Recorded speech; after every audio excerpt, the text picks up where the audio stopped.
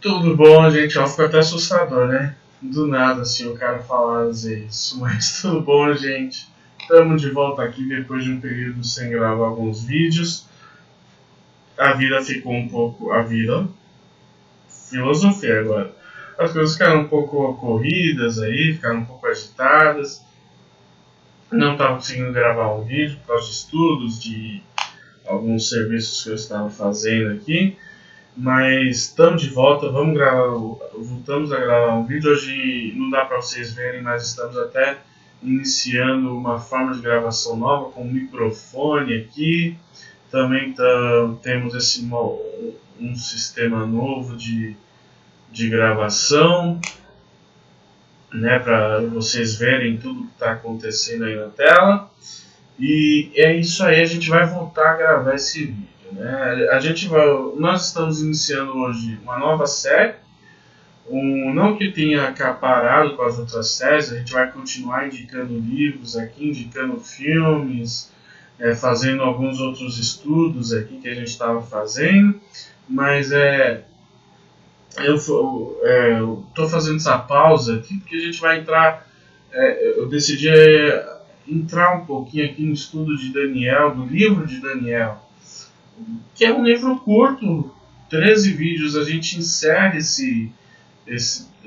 aproximadamente 13 vídeos, talvez não chegue nem a isso, talvez pode até no final das contas passar, tudo vai depender do feedback de vocês, né?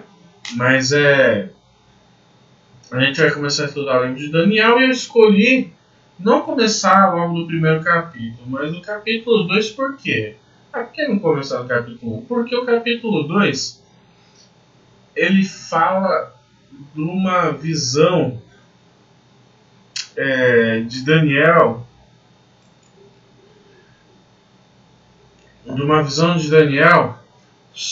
aquela visão da estátua. Eu me perdi aqui, porque é muita coisa acontecendo aqui nos bastidores, vocês não fazem ideia. A gente vai fazer sobre a visão de Daniel, sobre a estátua, uma visão do futuro, né?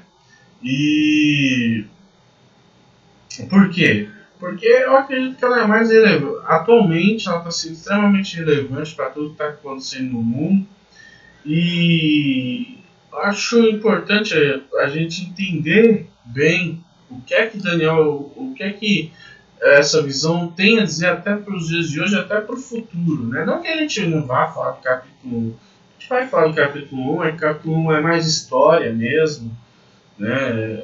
E a gente vai fazer, nós vamos até comentar algumas coisinhas do capítulo 1 aqui nesse vídeo, mas você vai ver que é mais história. Então a gente vai começar do capítulo 2 aqui, que é mais uma visão profética, para a gente entender melhor essa visão. Agora eu não vou enrolar mais, para não ficar um vídeo muito longo, né? E também você fala, poxa, esse cara só enrola, vamos logo pro que interessa. Então vamos lá. O capítulo 2 de Daniel ele começa com um sonho de Nabucodonosor. E lá logo ali no capítulo 2, nos primeiros versos, Daniel fala o seguinte: no segundo ano de reinado de Nabucodonosor, teve este uns sonhos. Seu espírito se perturbou e ele perdeu seu sono. Então o rei mandou chamar os magos, os encantadores, os astrólogos, para que declarassem ao rei qual tinha sido o seu sonho. Então tá aí, Daniel começa o capítulo 2 contando esse acontecimento, né? Que Nabucodonosor teve um sonho, acordou, não se lembrou do sonho, não se lembrou do significado e ficou extremamente perturbado com isso. E o que acontece? Ele vai reunir toda a corte dele, todo séquito ali, fala bonito, séquito de sábios, adivinhos, encantadores, né? Para tratar desse sonho. Se você não sabe, Babilônia ela ficou famosa pela astrologia, né? Foi lá que surgiu a astrologia, essas coisas de adivinhações, de ver futuro. Então, isso era muito forte no reino da Babilônia. Eles eram os fundadores disso. Então, quando o Nabucodonosor ele vai trazer, ele manda chamar essa galera aí, ele já sabe, ele praticamente tem a certeza de que ele vai conseguir ter esse resultado ali. E eu imagino a cena ali chegando aqueles poderosos astrólogos, magos, etc. Tá falando, bom, hoje a gente vai ganhar um ponto com o Nabucodonosor, né? A gente vai explicar o que é que ele pede. E quando eles chegam lá na sala do trono, o Nabucodonosor vai, bum, joga essa bomba no colo deles, né? Só que aí começa o problema de tudo que está acontecendo, que a gente vai ver agora. A gente vai entender a preocupação de Nabucodonosor, a preocupação dos magos e qual o papel fundamental de Daniel e de Deus nisso daí. Olha só. Eu falei que lá em Daniel 2:1, uma parte fala, seu espírito se perturbou. Se a gente for lá no original, né, vamos um pouquinho mais fundo hoje, o espírito perturbou vem do verbo titipaem, que ele é usado para expressar os sentimentos do rei. Quando eles queriam expressar algo que realmente estava entranhado neles, eles usavam essas palavras assim, que aqui no caso significa o bater dos passos, né? Eles queriam, era o máximo de expressão, o máximo que eles poderiam expressar de preocupação, de ansiedade. Então, se a gente fosse escrever uma Bíblia na linguagem de hoje, mais na linguagem de hoje ainda, a tradução literal ficaria: meu coração bate pelo conhecimento deste sonho. Então seria como Nabucodonosor estivesse falando, olha, eu tô com o coração acelerado aqui, ó. Tá batendo, se fosse aquele desenho animado, o coração salta. Eu tô querendo saber qual é a desse sonho. Né? Mas aí surge aquela questão. Se Nabucodonosor não consegue se lembrar do significado do sonho, como ele sabe que é importante? Porque lá eu li, conforme você lê, e a gente já falou aqui, ele sabe que o sonho é importante. Tanto é que ele ficou perturbado com isso. Mas como é que ele sabe que esse sonho é importante? Porque, de novo, voltando para Daniel 2:1, fala ali, vamos só ver essa parte aí que está destacada. Nabucodonosor teve estes uns sonhos. Seu espírito se perturbou e ele perdeu seu sono. Não foi a primeira vez que Nabucodonosor teve um sonho que ele acordou e não conseguia se lembrar nem do significado e nem o que tinha sonhado. Se fosse com a gente, normal. Quantas vezes a gente não acorda e não lembra do sonho, né? A vida é que segue, entendeu? A gente fala, tô muito cansado. Pô, cara, tá muito cansado, nem lembro que eu sonhei e tal. Mas Nabucodonosor não. E mesmo que acontecesse várias vezes com a gente isso, vida é que segue, vambora. Mas Nabucodonosor não. Além de não ter acontecido só uma vez, aconteceram várias vezes. E cada vez que isso acontecia, ele perdia o sono. E isso tinha um significado muito importante na corte babilônica, lá naquela época. Como eu disse, ele teve vários sonhos, no plural. Ele compreendeu, presta atenção, ele compreendia seu significado. Mas assim que ele acordava, durante o sonho, ele estava sonhando ali e tal, via tal, e compreendia, esse sonho quer dizer isso. Beleza, mas assim que ele acordava, ele esquecia. Por quê? Agora a gente vai ver o porquê que ele esquecia, né? Na tradição babilônica, caldeia, né, que são os babilônicos, esquecer-se de um sonho era um sinal divino. Ou seja, se nós fôssemos hoje todos babilônicos, e aí a gente acorda e esquece de um sonho, o que vai acontecer? A gente vai falar, opa, Deus falou comigo. Agora, foi boa a mensagem? Não. Deus está nervoso comigo. Deus está zangado comigo. Por isso que eu não lembro desse sonho. E foi a mesma coisa que aconteceu com Nabucodonosor. Ele, não só uma vez, várias vezes, ele teve um sonho que não lembrou. Ele sabia que Deus estava, o Deus dele, né? Como ele não acreditava no Deus verdadeiro, ele acreditava no Deus dele, Marduk, ou Enlil e outras divindades dele. Ele falou, bom, esses deuses eles estão querendo falar comigo e eles estão irritados com alguma coisa que eu estou fazendo aqui. Então é por isso que ele perde o sono dele, por isso que ele quer saber o que aconteceu, por isso que ele quer saber a explicação do sonho, o que significa, para ver se ele consegue consertar essa ideia. Isso aí essa ideia de que os deuses eram um sinal divino, se confirma lá em Daniel, no capítulo 2, no verso 10 a 11. Vamos lá ver o que fala lá. Ó, adivinhos reconhecem essa crença, respondem os astrólogos na presença do rei. Então Daniel, o Nabucodonosor vai falar, ó, é isso.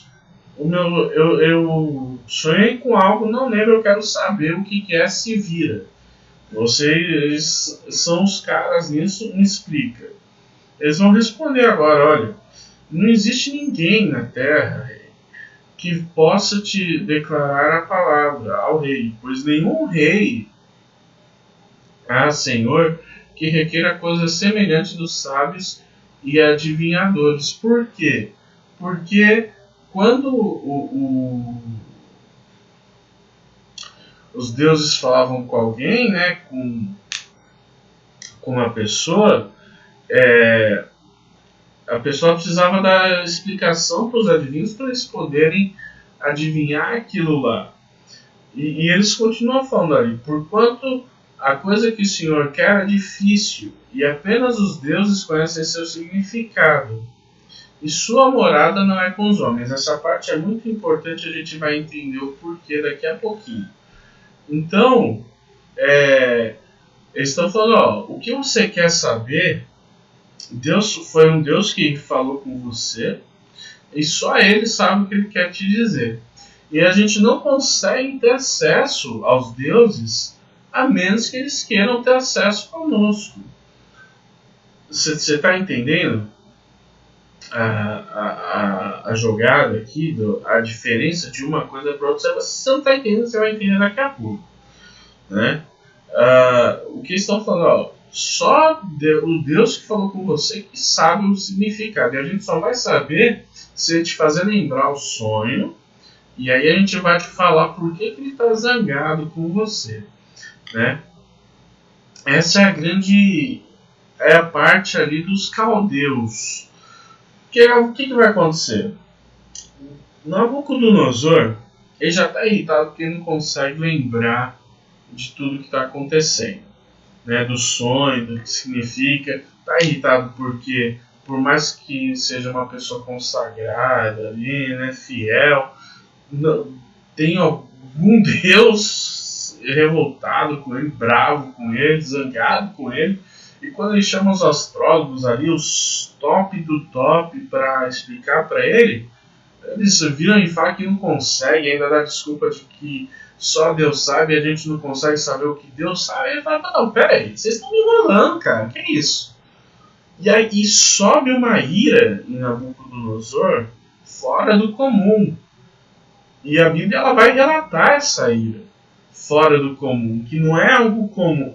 O que Nabucodonosor sente não é algo ou simplesmente um nervoso, uma ira, não. Ele fica possesso. E ele faz o seguinte, ele fala, vocês estão me enrolando? Então o que eu vou fazer com vocês? Cabeça vai rolar de todo mundo.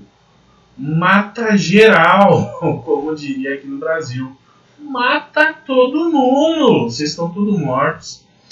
E o pior, suas famílias e suas casas vão ser destruídas, vão ser queimadas. Ele está punindo não só os sábios, como está punindo as famílias e toda a herança possível que existiria, todas as riquezas, acabou para todo mundo. E isso não era comum naquela época, esse tipo de punição. Por isso que foi o pior tipo de punição possível. E quando o Nabucodonosor fala isso, fica todo mundo aterrorizado. Porque palavra de rei é palavra de rei. E eles sentiram ali a ira do rei Nabucodonosor, né? Inclusive esse cidadão aí, Daniel, que era quem estava no meio do bolo aí. Só para a gente entender o contexto aqui, lembra que eu falei que ia falar algumas coisas que acontecem no capítulo 1? No capítulo 1, Nabucodonosor foi lá invadir o povo ali de Daniel, e ele tem que voltar antes, porque o pai dele está morrendo. Na época, Nabucodonosor era apenas um general ali, e ele tem que voltar antes para não perder o trono. E ele traz com ele os principais príncipes ali do povo de Daniel, inclusive Daniel e seus amigos. Quando chega lá, Daniel e seus amigos passam por vários testes, né? São aprovados nesses testes, que a gente vai ver melhor quais são os testes e como eles são aprovados quando a gente for estudar o capítulo 1. E por causa disso eles são declarados ali aptos, eles ganham posição de destaque na corte de Nabucodonosor. E quando o Nabucodonosor chama os sábios, os magos, astrólogos, etc., Daniel está ali no meio. Daniel ouve essa declaração.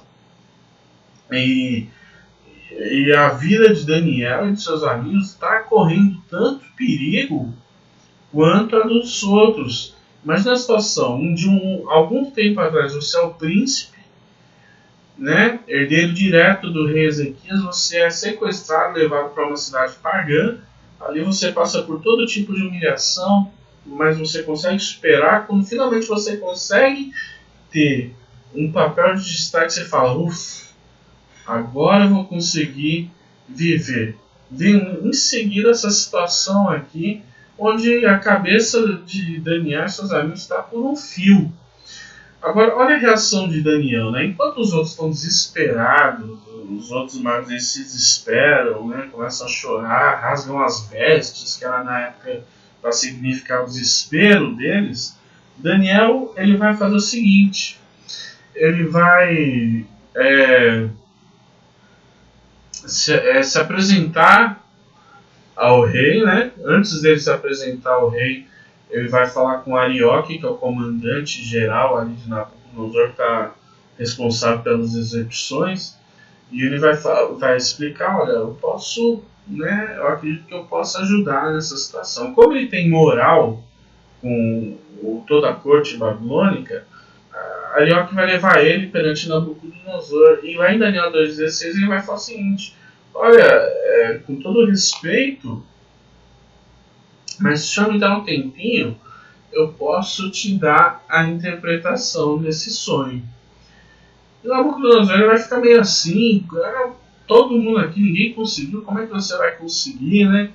Mas Nabucodonosor está tão desesperado querendo saber o porquê desse sonho, que ele vai dar essa autorização para Daniel. E agora está nas mãos de Daniel não só a vida dele, como a vida de todo mundo ali, todos os sábios, magos e etc. e famílias, né? Então vai acontecer o seguinte: depois que ele fala com o rei, ele vai para sua casa, vai falar com seus amigos Ananias, Misael e Azarias, vai explicar a situação. Aconteceu o seguinte: a gente achou que estava tudo bem, não está nada bem, estamos todo mundo condenado, vamos morrer, e a menos que haja um milagre aqui, a gente vai perder a cabeça. E ele vai contar isso para os seus amigos, contar os sonhos, etc. Vai resumir ali a história. E qual é a reação deles? Eles vão orar para Deus. Porque eles não sabem quando Daniel fala pro rei, olha, eu posso te dar a interpretação, ele está falando, olha, eu vou te dar, eu sei, pode deixar comigo aqui que eu vou estudar as estrelas aqui, vou estudar os mapas ali, e aí eu te dou a interpretação. Não, Daniel já tinha na mente dele o que fazer. Então ele vai orar para Deus. E não vai ser uma oração comum, igual muitas vezes a gente faz, né? Ah, protege minha vida e tal, etc. Não, ele vai suplicar. Imagina você estar ali algumas horas da morte. Então ele vai suplicar a Deus ajuda para que Deus ele possa revelar esse mistério e assim ninguém venha a morrer por causa desse decreto de Daniel, né? E isso vai acontecer. O significado do sonho vai ser dado para Daniel através de uma visão que Daniel vai ter. E ele vai agora voltar para a corte. Imagina a surpresa Nabucodonosor agora quando ele vê, né, Daniel voltando para a corte e falando isso aqui, ó. Quanto a mim, me foi revelado esse mistério. Ah, meu amigo. Aí acho que Nabucodonosor ficou doido. Falou, como assim? Ninguém conseguiu revelar, você vai. Aí beleza, vamos te ouvir aí, vamos ver o que você tem para dizer. Né? Você deve ser muito inteligente. E Daniel, né, mas Daniel já meio que lendo o pensamento ali de Nabucodonosor já fala, ó, não é porque eu tenha mais sabedoria do que todos aqueles. Aqueles lá fizeram o máximo que eles puderam. Né? Daniel ele defende os outros videntes. Olha, eles fizeram o máximo que eles puderam. Mas eu tenho essa interpretação e eu vou te fazer entender aquilo que está dentro do seu coração. Então já dá um indicativo de que ele conhecia o que estava dentro do coração de Daniel, que era esse anseio que ninguém conhecia, só Daniel, só Nabucodonosor sabia. Agora, por que Daniel conseguiu ter esse acesso? Né? Para alguns podem ficar claro, mas a gente vai explicar rapidinho. Como é que Daniel consegue entender o sonho? Existe uma diferença entre a magia dos caldeus e a oração de Daniel. Os caldeus, eles acreditavam em várias divindades, né? A gente sabe disso, eles eram monoteístas. E para eles o que acontecia era o seguinte: tudo acontece no mundo terreno, no mundo material, naquilo que a gente pode ver.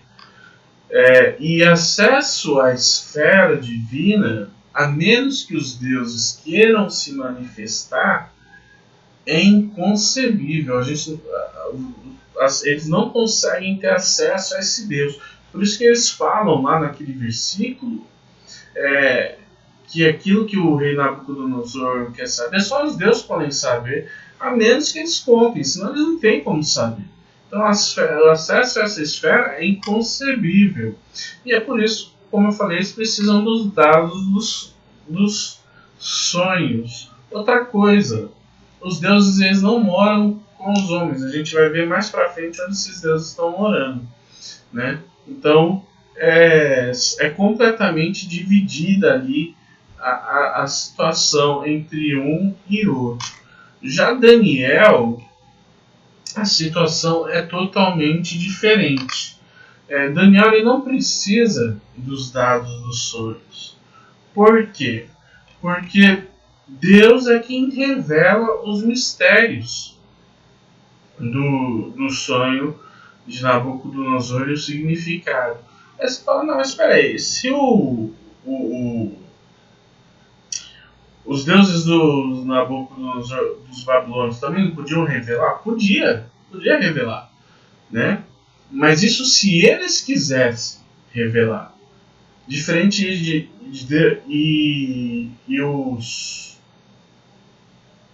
desculpa, me fugiu agora. Os caldeus eles não podiam ter acesso pedindo ali para os deuses ali revelarem os sonhos. Não. Agora a situação aqui é diferente. Além de Deus querer revelar os sonhos, Daniel ele tem essa autoridade, essa permissão, assim como todos nós temos a permissão de ir diretamente a Deus para pedir uma explicação, pedir uma orientação, pedir alguma coisa, qualquer coisa que, se for da vontade de Deus, não vai ser concedido. Então está aí a diferença entre os caldeus e Daniel, os judeus, né, os cristãos e etc. Essa diferença não existe. Ela não vai existir entre os dois. Essa diferença ela existe entre as duas crenças, né? E cada vez que Deus o mais importante, cada vez que Deus vai se revelar na história, ele vai controlar a história, ele vai se comunicar com o seu povo. Ele não é um Deus que, como os deuses babilônicos, que ficam isolados ali só assistindo a gente pegar fogo. Não. O Deus de Israel, o nosso Deus, ele vai descer de onde ele está e vai vir até o nosso nível para se comunicar com a gente. Então essa é uma diferença muito importante e muito bonita até da gente estar vendo. Agora vamos para a parte principal do capítulo 2, que é o sonho, né? O que foi que aconteceu? O que tirou o sono de Nabucodonosor? O que ele não conseguia entender? E para a gente entender esse sonho, a gente precisa entender algumas coisas antes. Que esse sonho, essa visão, ela se estende do presente, o presente que eu falo, do presente ali de Nabucodonosor, até o futuro, e quando eu falo futuro, eu falo fim dos dias, né? Até o fim dos dias. Outra coisa que é muito importante a gente entender. Deus, quando ele vai se comunicar com alguém, ele utiliza coisas que a gente já conhece, que a gente já está acostumado para a gente poder entender melhor o sonho. Então, apesar de Nabucodonosor ele não lembrar ou compreender, porque Deus ele deu essa amnésia aqui para Daniel, através de Deus, revelar o sonho, ele utiliza elementos que são do costume caldeu, do costume babilônico, para entender, como por exemplo que no Antigo Oriente Próximo era comum você ter uma estátua de um homem para representar o destino do mundo. Isso aí era muito utilizado inclusive pelos astrólogos egípcios. Eles estudavam ali utilizando essas coisas. Outra coisa que no sonho acontece no sonho e era comum naquela época era usar o número 4, que era muito significativo, que era para simbolizar as dimensões da Terra. Então, na visão vai usar o número 4 aqui para explicar que é todo o mundo, né? Tudo o que abarca ali o planeta Terra. Dito isso, vamos começar. Aí eu dei essa introdução para vocês aqui. Espero que tenha sido uma boa introdução, uma boa base para vocês entenderem daqui para frente o que está acontecendo. Vamos começar com a cabeça de ouro, né? A cabeça de ouro não liga para os sons externos. Sons externos são coisas inexplicáveis que eu não consigo evitar. Muito bem. Cabeça de ouro, ela vai representar em hebraico e aramaico, ela quer dizer início ou primeiro. Ou seja, quando a cabeça de ouro está representada em primeiro lá na Bíblia, e na visão, ela está dizendo o seguinte, ó, essa visão está começando agora, tá? É a primeira coisa, a primeira parte da visão, deixando bem claro. A cabeça é de ouro porque ela representa a Babilônia, o reino babilônico. E o ouro era o metal mais popular na Babilônia.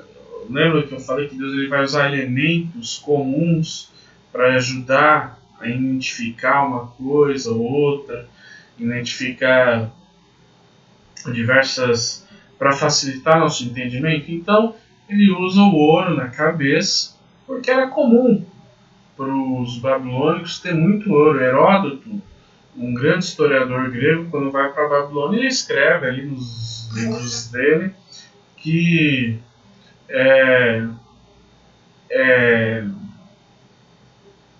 ele fica impressionado que taças eram de ouro, paredes eram de ouro, portas eram de ouro puro, né? E Daniel ele começa a explicar ali falando o seguinte, presta atenção em algumas coisas desse verso. Tu, ó rei, é rei dos reis. Quando ele fala essa primeira parte, tu, ó rei, é rei dos reis, ele está abrindo a primeira parte da visão. Porque lá na frente ele vai repetir essa expressão para abrir a segunda parte da visão, mas isso aí vai ficar mais para frente. Então ele fala lá, tu, ó rei, é rei dos reis, a quem o Deus do céu deu o reino, o poder e a majestade, em cujas mãos ele entregou os filhos dos homens, os animais dos campos e as aves dos céus, e fez que dominasse sobre todos eles. Tu és a cabeça de ouro. Então Daniel está falando o seguinte, ó, o Senhor, o rei Nabucodonosor, é o soberano de tudo o que existe no mundo hoje em dia. Você pode comandar qualquer coisa, mas não se esqueça que é Deus quem está te dando isso, tá? Quando a gente for estudar o capítulo 4, a gente vai ver que ele vai se esquecer disso. Nabucodonosor ele vai se esquecer de que foi Deus quem deu tudo para ele, e vai acontecer uma coisa muito interessante com ele, com o rei Nabucodonosor. E Deus ele vai fazer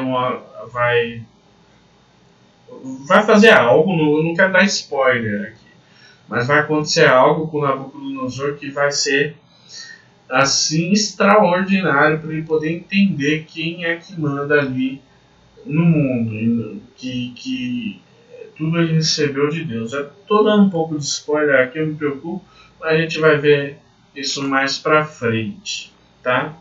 O reino babilônico ele teve início com Nabucodonosor, ali por volta de 605 a.C., ele vai cair em 539 a.C., enquanto Daniel vai estar vivo ainda, né? Isso aí a gente também vai ver mais para frente no livro de Daniel. O que eu posso adiantar para você, para te gerar uma curiosidade, não sei se você já ouviu falar da história da mão que aparece do nada e escreve na parede. Eu vou ver se eu me recordo bem o que é que escreve. Se estiver errado, me desculpem, mas é que é muita informação, mas é Mené Tekel Farzim, que é pesaste fosse e achado em falta. Só que isso mesmo, Mené Tekel Farzim, vai ser escrito, uma mão invisível vai escrever na parede, e quer dizer isso, pesaste fosse achado em falta. Só que isso não é mais no reinado de Nabucodonosor, é no reinado de Nabopolassar. Acho que é isso, Nabopolassar. Esquece o Nabopolassar. Talvez Nabopolassar seja um par de Nabucodonosor, né?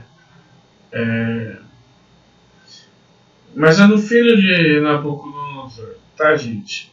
Que vai acontecer isso, e a gente vai estudar mais pra frente. E é quando vai cair aí em Belsazar, lembrei. Não é Belsazar também. Esquece o nome. É tanto nome, gente, que eu tô aqui com a cabeça meio doida. Depois vocês podem me ajudar aí comentando aí, ou brigando comigo porque eu tô falando o nome errado, mas tudo bem. Gastei aí 2 minutos aqui tentando falar um nome que eu não lembro, mas beleza. Tá, então é o seguinte, isso vai acontecer em 539 a.C. Depois disso vai vir o peito e braços de prata. Quem são os peitos e braços de prata, né? É interessante, conforme eu falei, que Deus ele usa coisas características. E lá em Daniel 2,39, Daniel ele vai falar de 2 reinos agora. Tá? Ele vai falar primeiro desse reino aqui, ó, que vai ser Depois de ti se levantará outro reino inferior ao teu. Vamos parar aí que esse que é o reino de prata. Qual é o reino de prata, né? O reino de prata seria o reino Medo-Persa. Seriam dois reinos. Por que reino Medo-Persa? Porque o reino Medo ele caiu diante de Ciro numa batalha em 550 a.C. Teve uma guerra ali entre Ciro e Astíages, que era o dos Medos. E os Medos eles vão perder essa batalha para Ciro. E ali, a partir desse momento, vai surgir a dinastia, o reino Medo-Persa, né?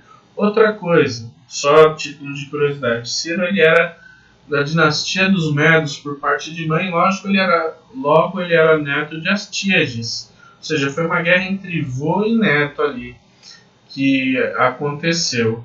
E é por isso que vai surgir essa união entre o reino Medo-Persa. Agora uma curiosidade, apesar do reino Medo-Persa ter sido vasto, mais vasto geograficamente, ele não teve tanta cultura assim para passar para os outros reinos. Ele foi inferior à Babilônia. Tanto é que várias coisas que a gente aprende hoje em dia veio de Babilônia, astrologia, geometria e etc. Já os Medos a gente não tem tanto conhecimento assim de coisas que eles passaram, né? Já é um pouco diferente. E aqui eu coloquei um mapinha aqui para a gente entender aqui o domínio do Império Medo-Persa. Então tudo que está vendo aí meio verde era onde eles controlavam ali Egito, uma parte da Grécia ali, né, Atenas, e ali até quase a Índia. Então você vê ali que é um império muito grande, muito gigante.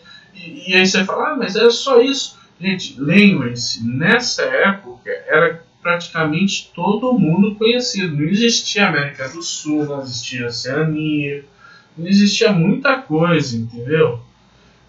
Não existia ali já aquela parte ali.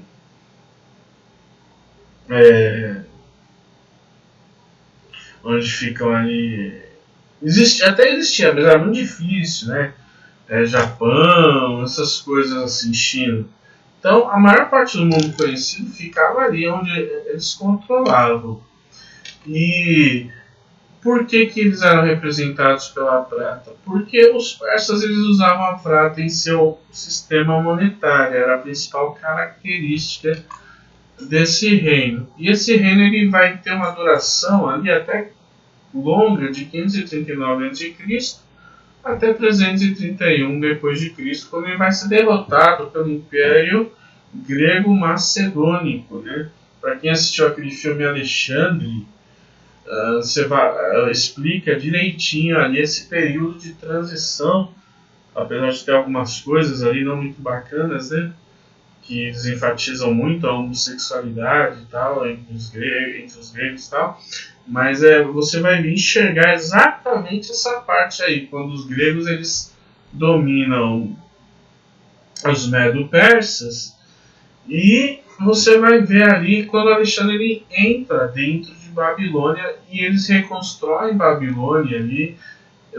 No filme eles retratam ali um pedaço da Torre de Babel, algo muito interessante de você estar assistindo ali, relevando essas partes aí que eu estou te falando. Tá? Então você vai ver esse período de transição da profecia. Depois, como eu disse, eles foram derrotados pelos gregos. O que acontece? Os gregos vão derrotar eles são representados pelos ventos e quadros de bronze. E eles vão ser representados por bronze, porque o bronze era o principal meio de não só era o principal meio de moeda ali dos gregos, como eles também eram muito utilizados em suas armaduras, capacetes, lanças, né? Tudo ali era revestido de bronze. Tanto é que existe um conto, né, uma lenda, que fala que o rei egípcio estava para ser Ele queria se vingar dos Medo-Persas. Ele vai num oráculo ali. O oráculo fala: olha, você vai ser ajudado por homens de bronze que vão sair do mar. E ali o rei ele vai ficar meio cético, o faraó vai ficar meio cético com isso, mas não vai passar muito tempo, um navio grego vai ter naufragado ali na região, ele vai ver homens vestidos com armaduras de bronze sair do mar. E dessa forma ele vai se aliar ali com os gregos. Tá? Então é por isso que era bronze. Para vocês entenderem, essa visão, ela vem, se vocês repararem, ela vem de uma decadência de metais. Começamos com ouro, viemos com prata, viemos com bronze agora. Né? Tudo isso ela vai implicar uma ideia de conquista. Tá? Um reino sendo superior ao outro. Mas além disso,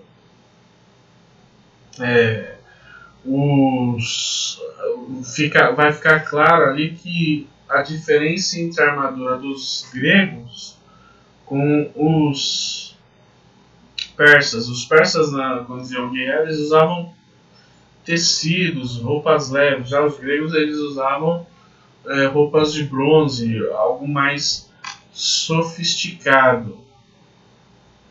E o Império Grego ele vai se referir ali à segunda parte daquele de Daniel 2:39, que diz que o terceiro reino de bronze ele vai se levantar e vai ter domínio sobre toda a terra.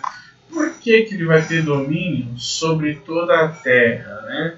Além de porque os gregos eles tiveram como seu grande general o rei Alexandre, conhecido como o Grande, e ele foi o que mais ele foi um dos que mais expandiu o reino.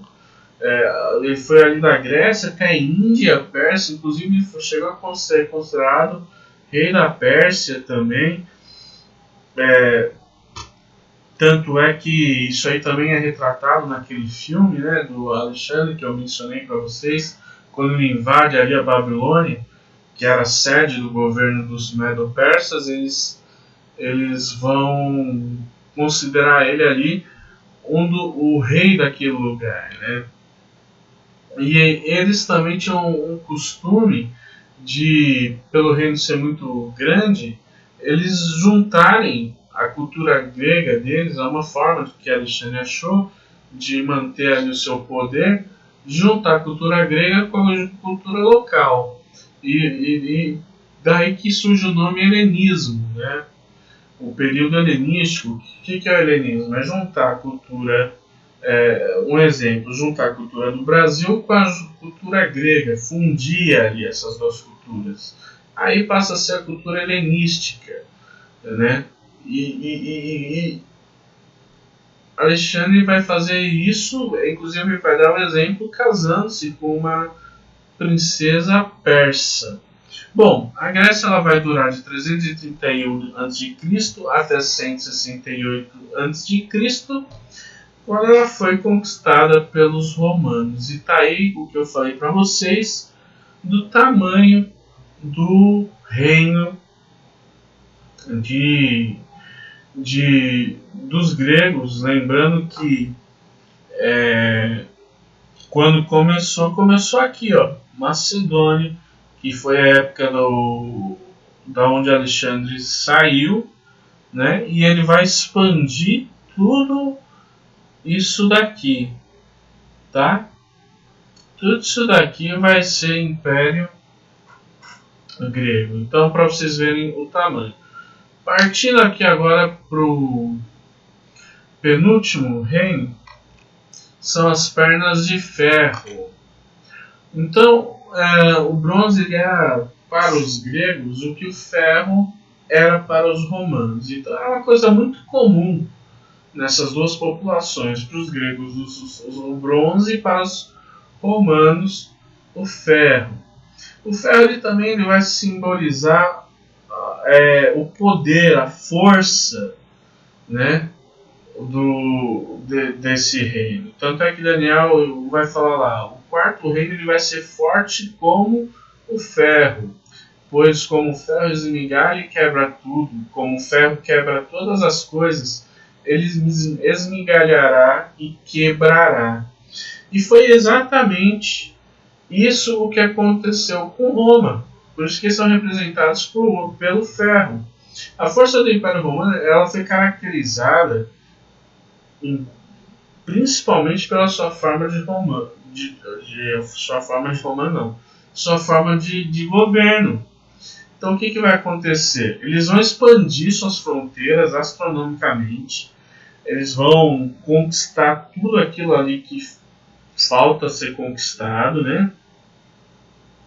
Então vai ser um império gigante mesmo, que tanto é que no futuro ele vai se dividir em duas partes, o Império do Ocidente e o Império do Oriente, mas isso a gente vai ver mais pra frente também. Eu só estou dando essas pinceladas, essas dicas para despertar uma curiosidade em vocês para entender isso. Mas e eles vão ter uma forma de governo bastante agressiva, mas ao mesmo tempo pacífica. Como assim pacífica e agressiva? Eles vão conseguir pacífica porque eles vão conseguir controlar os territórios mais distantes. É um império muito grande, né? Muito grande mesmo.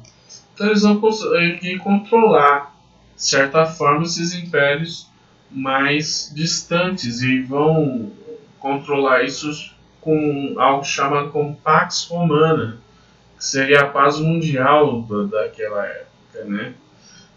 Se você nunca ouviu esse termo, Pax Romana quer dizer a paz romana, através do sistema de governo deles, tá? E Vespasiano, que foi um dos grandes imperadores, ali, generais imperadores de Roma, ele vai falar isso, justamente sobre isso. Ele vai falar: o poder de Roma ele possibilitou a unidade de Roma, ou seja, era um povo unido entre eles. Você fala: mas não tinha aquela briga entre república, império, república? Sim, mas eles conseguiam manter uma unidade ali, né? Essa intriga ali era mais no alto escalão. Agora a população ali não. Então ele vai falar isso, e todos devem contribuir. A contribuição devem facilitar a relação entre diferentes povos étnicos. Realmente isso vai acontecer enquanto o Império Romano está controlando ali. Os povos eles vão negociar entre si, vai virar tudo uma grande sociedade. E se eles se comportassem, eles iriam se beneficiar da famosa Pax Romana. Mas aí vem a parte do que ele seria, esmigalharia tudo, quebraria tudo. Por quê? Porque para atingir essa Pax Romana, eles precisaram antes dar alguns exemplos, né? Usar alguns povos como exemplos do que eles eram capazes. A gente pode citar os gauleses, famosos ali pelas histórias de Asterix, né, que tomava porção e dava uma surra nos romanos. Na verdade não foi bem assim, eles foram devastados pelos romanos, completamente destruídos, que daria ali no futuro ao povo da Gália a origem a outros povos, né, França, etc. Eles teriam vitórias incontestáveis. Eles vão dizimar Cartago, que era um povo africano poderosíssimo. Eles vão destruir Cartago e vão celebrar isso várias vezes no Coliseu. Se você já assistiu aquele filme Gladiador, lá você vai ver ali que em determinado momento do filme eles vão lá no Coliseu, eles vão falar: agora a gente vai ali representar a vitória incontestável de Roma sobre os cartagineses, e colocam ali escravos cartagineses para serem destruídos. Então são coisas assim, desse tipo de violência, que representa ali que ele vai esmigalhar e quebrar todas as coisas, e as suas conquistas vão ser incontestáveis. Não tem que quando um povo era conquistado por Roma, ele dificilmente ou era impossível ele se libertar de Roma, né? Tanto é que os judeus tentaram isso várias vezes e nunca conseguiram. E isso se resume na frase de Júlio César: Veni, vidi, vici.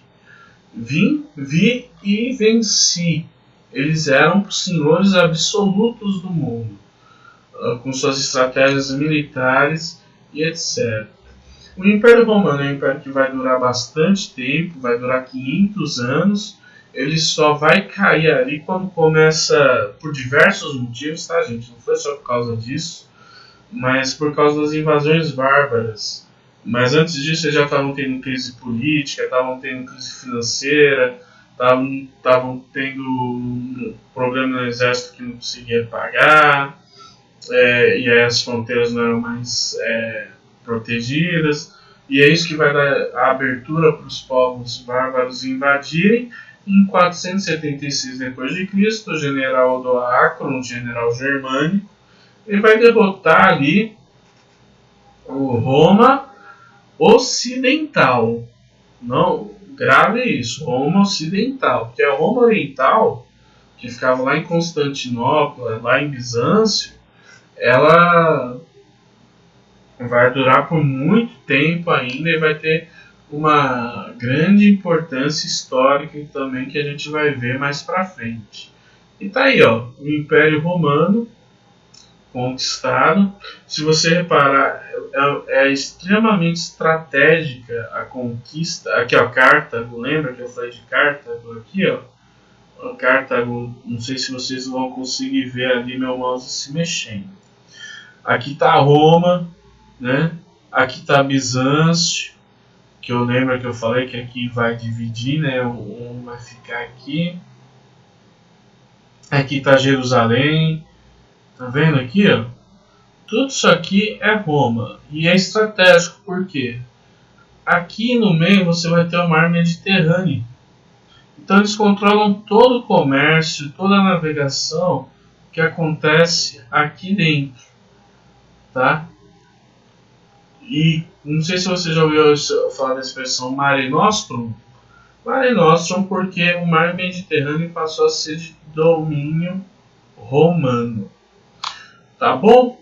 Vamos agora ali para a última parte da nossa visão, que são os pés de barro e ferro.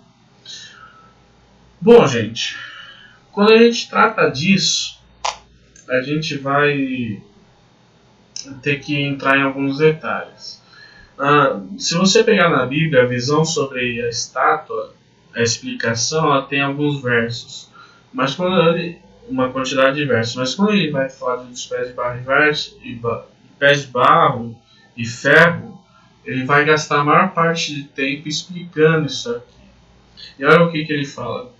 Quanto ao que viste dos pés e dos dedos em parte de barro de oleiro, presta atenção, parte de barro de oleiro, grava isso, barro de oleiro, e em parte de oleiro,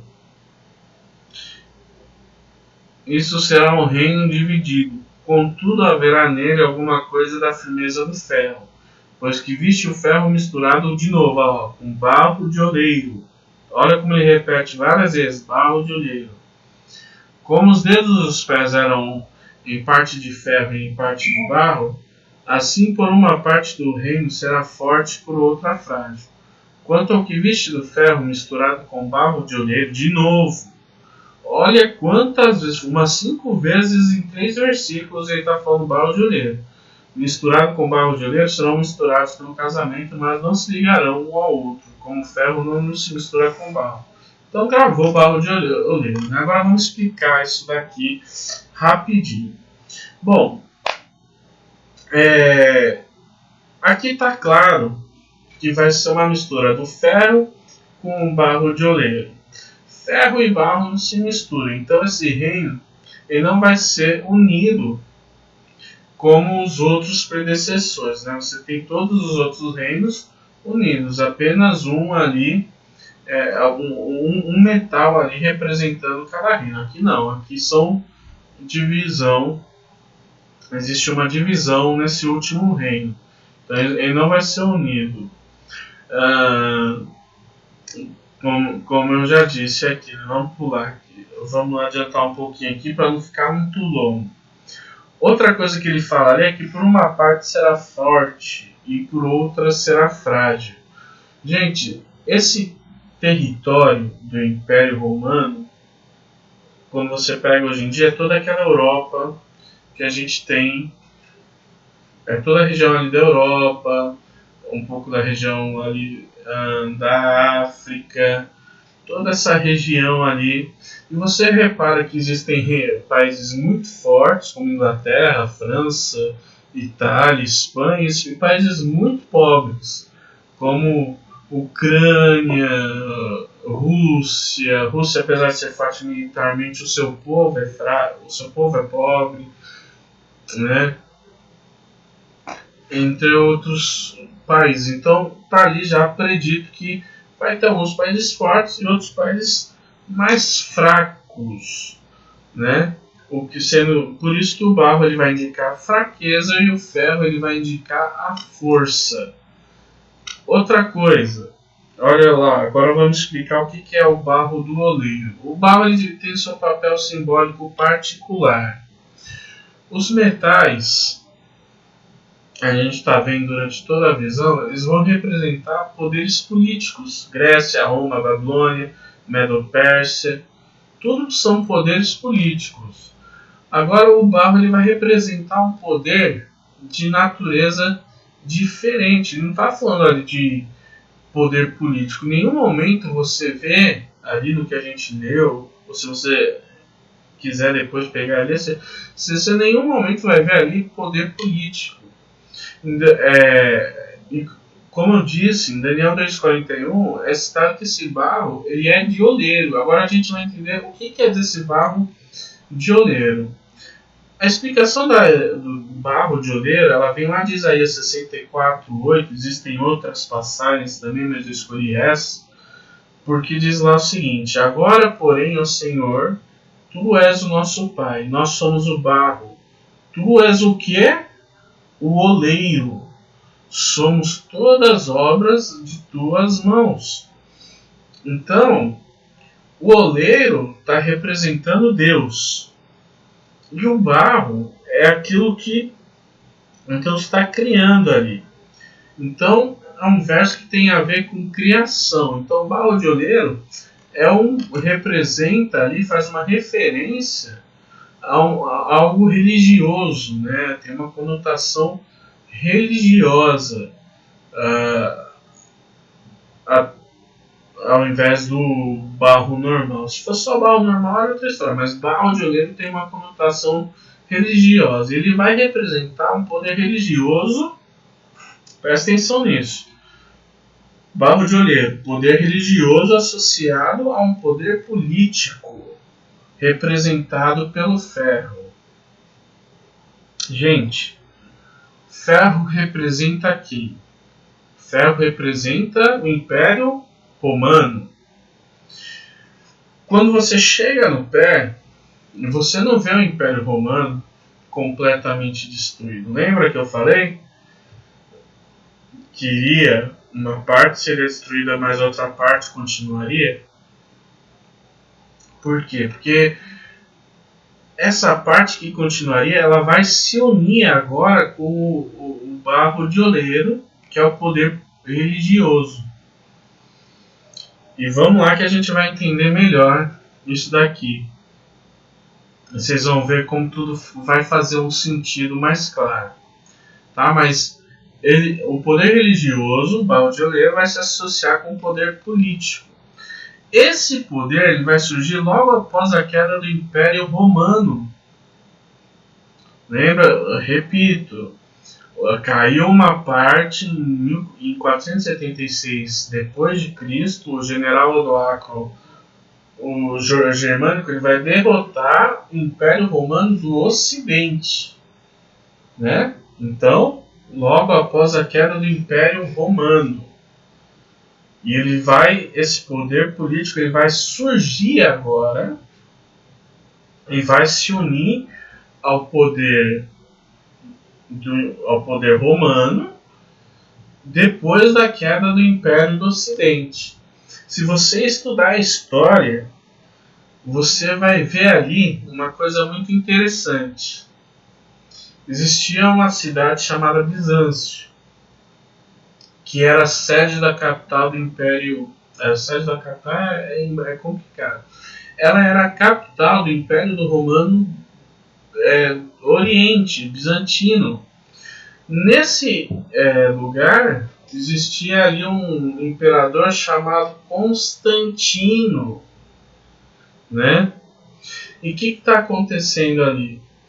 Depois da morte de Jesus, o cristianismo está se expandindo. Ele está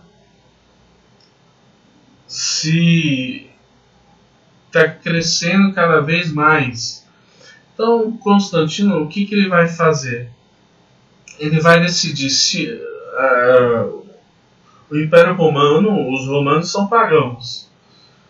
Então, o que ele vai fazer? Olha só.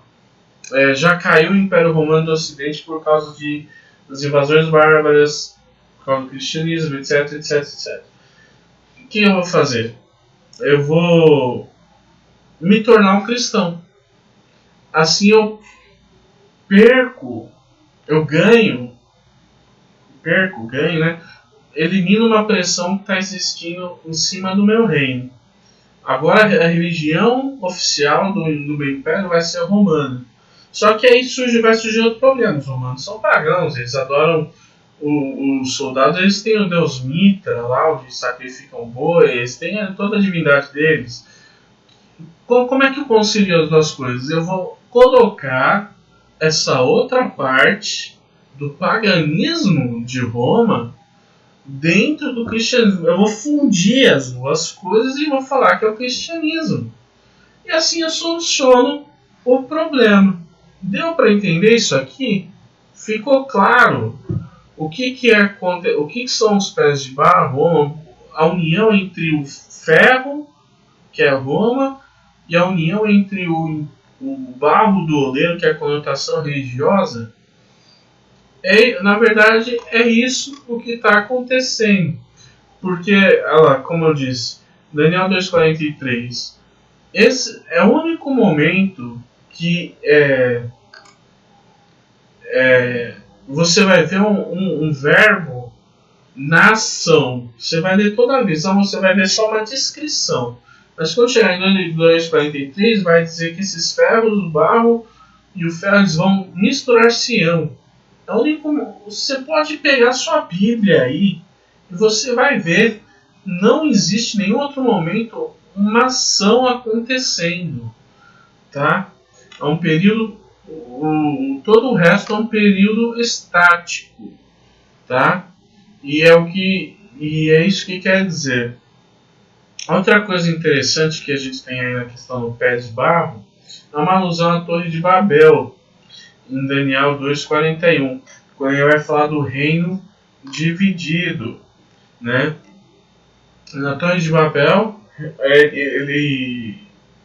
o povo ficou com medo do futuro, do que poderia acontecer no futuro, e eles vão se unir ali para construir uma torre para evitar que um mal aconteça, para alcançar os céus e derrotarem ali,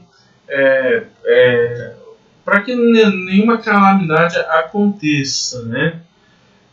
Mas Deus ele vai intervir quando todos esses povos eles se unirem. Lembra do que eu falei? Misturar-se-ão? Quando tudo estiver se unindo, quando todos os povos estiverem se unindo, Deus ele vai intervir de novo para acabar com tudo isso. E como é que os povos vão se unir no fim dos tempos? A gente vê a OTAN, vê o PEP, vê Mercosul, vê ONU. Os povos eles estão cada vez mais se unindo para poder gerar uma unidade, para evitar que um mal maior aconteça, tá? E quando a Bíblia diz nessa visão aí, quando isso estiver acontecendo, quando o mundo estiver se unindo em busca de algo maior, Deus ele vai intervir. E o que a gente vê principalmente hoje são alianças religiosas, movimentos ecumênicos e movimentos políticos religiosos. Não é isso que a gente vê aí, o Papa querendo se unir, falando que todos somos irmãos, movimentos econômicos, não, vamos deixar as doutrinas de lado, somos todos, existe um só Deus. É claro que existe um só Deus, mas existe só uma verdade também. A gente não pode deixar isso de lado, né? Existe apenas uma única verdade, que é a verdade que está na Bíblia. E é isso que tem acontecido: alianças religiosas, movimentos ecumênicos e movimentos políticos religiosos. A gente está vendo Estados Unidos se aproximar do Vaticano, a gente vê muçulmanos, árabes se aproximando do Vaticano. Então, tudo isso está mostrando que a gente está ali na ponta do iceberg. E quando isso acontecer, de acordo com a visão de Daniel, vai vir o caso da pedra. Que pedra que é essa, né? Vou fazer um paralelo aqui rapidinho. Lembra que eu falei, quando Daniel falou, tu, ó Rei dos Reis, ele estava abrindo a primeira parte da visão. Aqui ele vai falar de novo. Agora, tu, ó Rei dos Reis. Então, ele abre a segunda parte da visão. Então, a primeira parte ele está falando dos reinos que são dados à humanidade. Na segunda parte, ele vai começar a falar agora do reino de Deus, que vai se estabelecer acima de todos, e vai ser diferente de todos os anteriores, né? Agora vamos ver o simbolismo aí da pedra rapidamente. A pedra, por que tinha que ser uma pedra, né? Por que não um vento, um terremoto? Por quê? Porque a pedra ela é usada a gente não vai ler os textos porque não dá tempo, senão o vídeo vai ficar muito grande. Mas ela é usada como uma aliança feita com Deus para construir um altar. E está em Êxodo 20:25. Ela é usada para construir um monumento em Deuteronômio 27:4. O templo em 1 Reis 6:7. E Deus ele usa a pedra, a rocha, né, para escrever os mandamentos. Outra coisa interessante, quando a gente entra na parte da pedra. A pedra, em sua forma bruta, simboliza Deus e o Messias. E quando vai falar da pedra que cai, ela não é cortada por mão humana. Ela simplesmente cai, é uma pedra bruta. Então está representando ali Deus e o Messias que está vindo para destruir todos esses reinos. Outra coisa interessante com relação à pedra, o metal, em todas as visões que a gente viu, ele é associado à fabricação de ídolos. Grécia era idólatra, Babilônia idólatra, Medo-Pérsia idólatra, Roma idólatra, né? Até mesmo o pé de barro ali, eles são idólatras por causa dos santos, dos ídolos ali que existem para ser adorados. E eles estão representando uma religião humana. Já a pedra ela vai representar o reino de Deus. E os metais eles representam os reinos humanos. Tá? Aí, como eu disse, o barro não é metal. Mas quando ele se une com o ferro, ele vai assumir uma forma de idolatria. Tá? Ele vai perder a essência de religião e vai assumir uma forma de idolatria. E Daniel 2:34-35 diz lá: estava vendo isso quando uma pedra se soltou sem auxílio de mãos, a qual feriu a estátua. Sem auxílio de mãos, por que a gente viu lá? Porque a pedra bruta ela representa Jesus, a qual feriu a estátua nos pés de ferro e de barro e os esmagalhou. Então foi juntamente esmagalhado ferro, Roma, bronze, Grécia, prata, Medo-Persa, ouro, Babilônia, os quais se fizeram como a palha das ilhas no verão, e o vento os levou, e não se achou lugar para eles. Mas a pedra que feriu a estátua fez um grande monte e encheu toda a terra. Então, ela vai cortar, ela vai contrastar com o caráter estático dos metais. E acima de tudo, ela, quando ela quebrar, esmigalhar tudo, ela vai se transformar numa montanha, o que vai representar que ela era melhor a expansão territorial vai ser maior do que todos os reinos já existentes. Agora, por que montanha? Lembra lá no início que eu falei que Deus ele usava a pedra, ele usava itens que a gente conhece para explicar? A montanha no pensamento babilônico, ela era considerada a montanha, era a morada dos deuses mais importantes, especialmente em Liu, divindade suprema que habitava nos céus. Então, quando Daniel ele ouve falar de pedra, ele entende que essa rocha que está caindo, apesar de ele não entender exatamente, né, o que significa, ele entende que é algo divino que vai destruir tudo, que vai acabar com todos esses entes. Eu não sei se vocês estão ouvindo aqui, mas eu estou batendo direto no microfone aqui, me desculpa, tá, gente? Outra coisa interessante ali, Daniel ele usa a palavra ferir. Isso significa que vai haver um embate entre o poder verdadeiro de Deus e o falso poder. Mas no final, a pedra ela vai se transformar numa grande montanha e não vai resistir nada da antiga ordem. E para finalizar, lá em Daniel 2,44 ele diz: nos dias deste reino, porém o Deus do céu levantará um reino que jamais será destruído. Esse reino passará a outro povo, mas esmigalhará e consumirá todos estes reinos, e será estabelecido para sempre. Então, gente, a gente viu aqui toda a história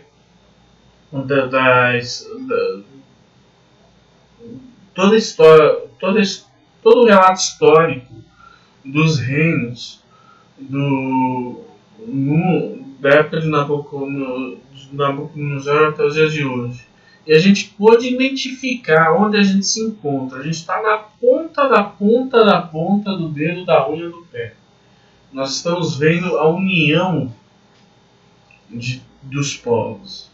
E a visão fala que quando os povos começarem a se unir, quando o poder político se unir com o poder religioso, e tudo isso por causa da preocupação com o futuro, eles falando de paz, vamos acabar com tudo, vai surgir uma rocha que vai esmiuçar tudo. E a visão deixou bem claro que essa rocha é Deus, que vai fundar um reino muito maior do que jamais existiu.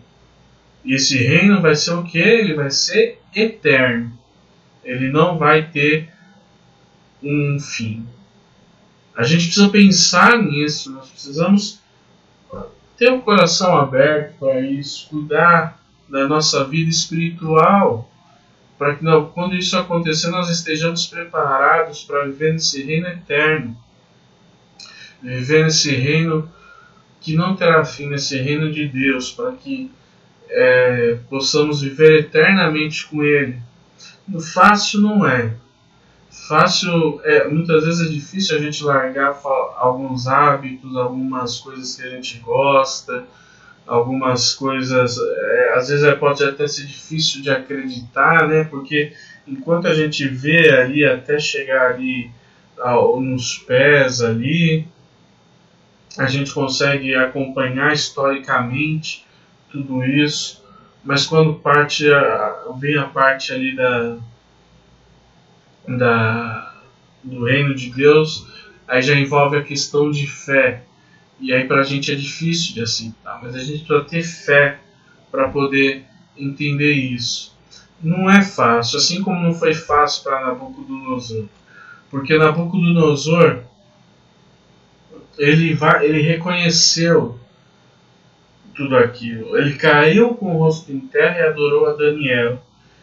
E ordenou que lhe fizessem ofertas de cereais e perfumes suaves. E muita gente fala, então Nabucodonosor aqui, ele aceitou Daniel como Deus. Não, porque ele diz logo lá no verso seguinte, certamente o vosso Deus é o Deus dos deuses, e o Senhor dos reis, e o revelador de mistérios, pois pudeste revelar este mistério. Então ele reconhece que existe um Deus que ele não conhece ainda, mas que é supremo, é superior a todos.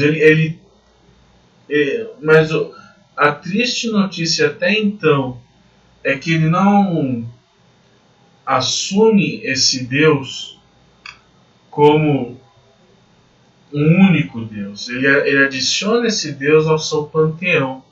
E é o que muitas vezes a gente faz. A gente adiciona todo esse conhecimento ao conhecimento que a gente tem e não deixa Deus como soberano na nossa vida.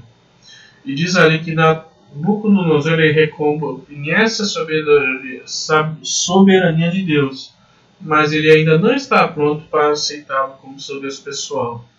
Falta arrependimento ao rei, falta fé. E é o que falta muitas vezes para mim e para você. Arrependimento de tudo que a gente tem feito e falta fé. Sempre ouvi falar disso.